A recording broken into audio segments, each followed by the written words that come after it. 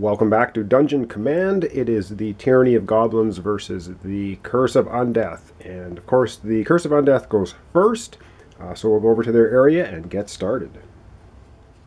Alright, so the first thing we do on the Undeath turn is we would do any start of turn effects, but we don't have any. And then we would untap any creatures that were tapped. None of his creatures are tapped. And then it is draw one order card and add that to his hand. Alright, I'm going to readjust the camera a little bit and then we'll get to activating his creatures. Alright, so first up for the Undeath, we're going to activate the Vampire Stalker. And the first thing we're going to do with him, he's a level 4, he has the Dex, Con, and Charisma ability, is he's going to use this minor spell, which is Regenerate. And it says, attach this card to this creature. So we're going to attach this to the Vampire Stalker. And it's Regenerate. At the start of each controller's turn, this creature heals 10 damage. So he is a regenerating Vampire Stalker right now.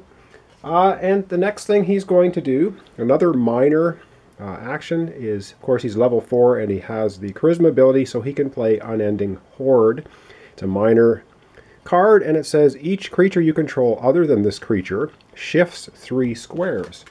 So he basically can command other creatures to shift 3 squares. So let's go up here. The first one will be the Skeletor Lancer. Is going to go 1, 2, but it can't shift because this is rough terrain. That would be 4. So it will move 2. And we're going to shift the Zombie is going to shift 3. So 1, 2, 3 for the Zombie. Okay. And now we are going to move the Vampire Stalker, and he is going to move, he can move 6, and he's going to go 1, 2, 3, 4, 5, and 6. So he'll just kind of sit right there, and that is going to be his movement. He doesn't have a ranged attack, so he will not be able to do any ranged attacks. So he'll just park himself right there for now. And now it is time to activate another creature, and he's going to activate the Zombie. The Zombie has a movement of 4, and it's going to go 1, 2, 3, and he'll have to stop right there. It's next to the Troll, so the Zombie is going to take on the Troll with a melee attack, which will tap the Zombie, doing 10 damage. And we'll see if the Goblins want to do anything, and they're not going to bother with that. So the Troll is hit for 10 damage. He has 120 hit points, so he only takes 10. That's a minor scratch from the Zombie. And last up is the Skeletal Lancer, has a movement of 8. So he's going to be able to move 8. So 1, 2 into rough terrain. 3, 4, 5. He's going to go 6 and 7, 8 up here into rough terrain again. And park himself there, not doing any attacks. Alright, I think that is going to conclude the activations of the 3 Undeath creatures. So no attacks except for the Zombie doing 10 damage to the Troll, which the Troll will heal anyway, but that's going to be it. So the next thing we do is we increase leadership. So the Undeath goes from 14 to 15, and they have 9 right now. So they could put a creature 6 or less onto the board, and I think they are going to play this creature onto the board. They are bringing out the Lich Necromancer. He's evil humanoid undead, level 5. Intelligence Charisma trait. He has a 30 ranged attack, or 30 damage ranged attack, a distance of 5 and 20 melee. It says when deploying any undead creature, you can place it in any unoccupied square adjacent to this creature. So this one is coming out, and he is looking like this. Miniature. Again, pretty cool with the translucent sort of blue bottom. So we'll put him, yeah, we'll just stick him in that corner. Seems to be a good place. Alright, that is the end of that. So of course the end of the turn we have to refresh up to the creature hand limit, so they're going to draw one more creature to bring the hand up to 3, and they untap any tapped cards, so the zombie is untapped. And with that, we turn it over to the goblins and see what they're going to do.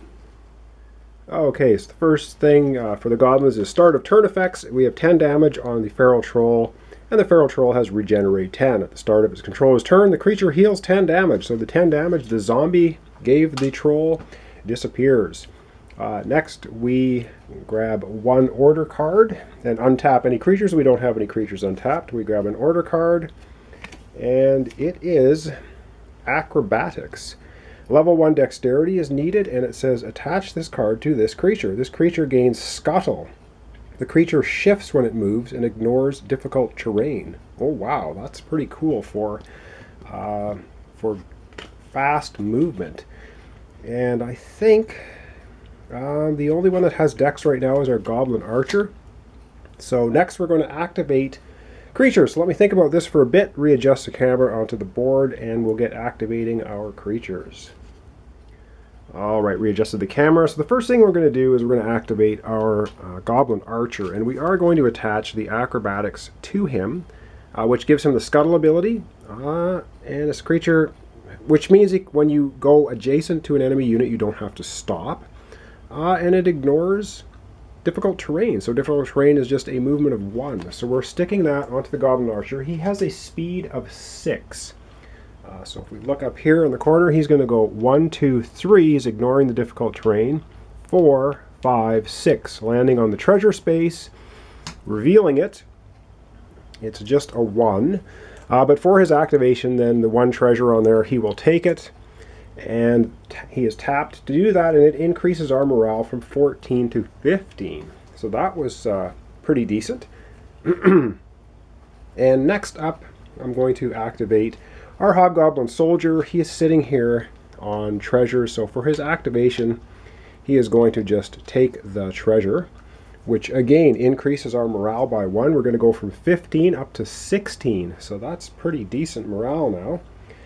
And next up, I am going to activate our Hobgoblin Sorcerer, and he's going to play. What is he going to play? He's going to play Ray of Frost. He is level 3 and he has the intelligence, and Ray of Frost says deal 30 damage to one creature within 5 squares. If the target takes damage from this attack, tap it.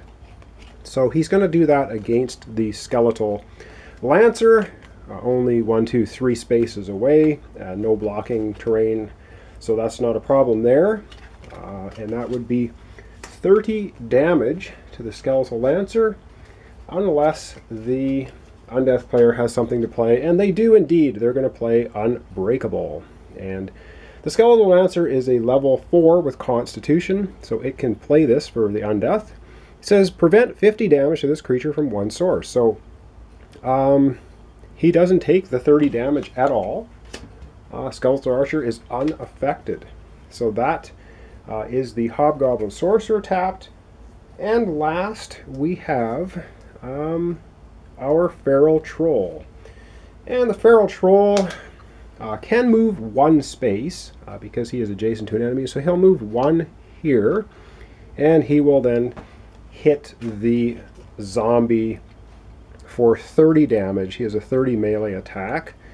So that attacks taps his character card. The zombie has 40 hit points. It's going to take 30. So the zombie's not killed, but it's not in the greatest of shape. So it's going to take 30 damage, but it's still there. And that is going to conclude all the activations for the Goblin player. Alright, let's go back to the Goblins area and do the end of turn.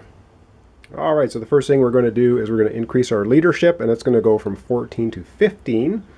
We have 12 out to 15. We can field a level 3 monster if we want to, and I think we are going to go ahead and we're going to do that. We're going to get out our Goblin champion. He's a level 3, has the Dex and Charisma, does 20 melee damage.